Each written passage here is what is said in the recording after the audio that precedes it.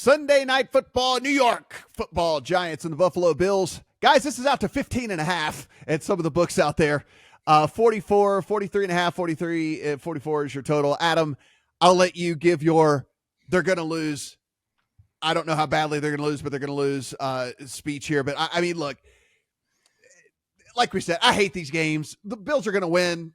When do they decide to take their foot off the gas? When are they going to I hate playing these guessing games. And so for me, it's probably just going to be I'll look at some props maybe a little bit more seriously as we get closer to the game and all of that. But I just can't see myself either backing the Bills even at 14. There are 14.5 out there, 14.5.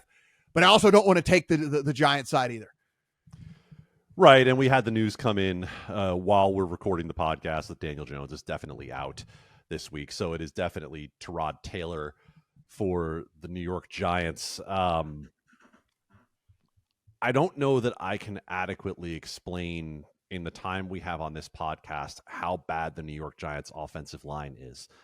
It is by any ranking you choose in football, either bottom two or the worst by a long shot, depending on where you're looking. And they're still hurt. Andrew Thomas is still not back at practice after injuring his hamstring in week 1. He's at DNP twice this week. He's not going. Saquon Barkley is limited. I don't even know that it would make that big of a difference.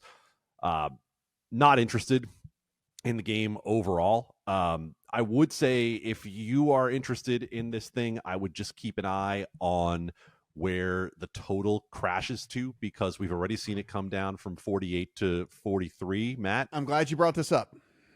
Yeah.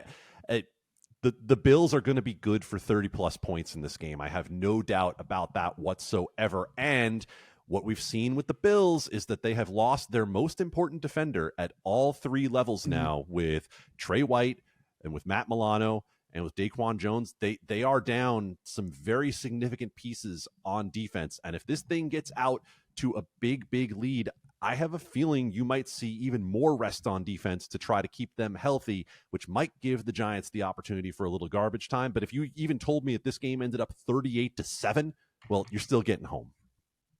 Yeah, I am glad because I smell what you're stepping in here. I think that if this thing gets down to kind of that 43-ish, 42.5-ish, I'm going to come in on the over. The Bills are going to score, and on the defensive side of the ball, like you mentioned, I mean, they're just down dudes, right? And I think the Giants with Tyrod Taylor, yeah, could they only score 10 or 13? Could they only 10-13, whatever? That might be good enough, right? I mean, 10-13 might be good enough for us to get this thing over. So that's kind of my angle here as well. Steven, what say you? This is just the worst Sunday night game I've seen in a long time. This is brutal, man. It is. The Giants could not score an offensive touchdown against the Miami Dolphins last week, who we all thought was a very suspect defense despite all their offensive accolades. I mean, it was brutal last week, and they couldn't cover 2 touchdowns against that. And I know the Buffalo defense now is probably pretty similar to Miami in the fact they're missing so many players, but it's just, I don't know how you can even. It's just a pass. We'll leave it at that. Yeah. It's been a long podcast. I'm good. I'll just say, let's keep an eye on Buffalo and that defense when they play a better opponent.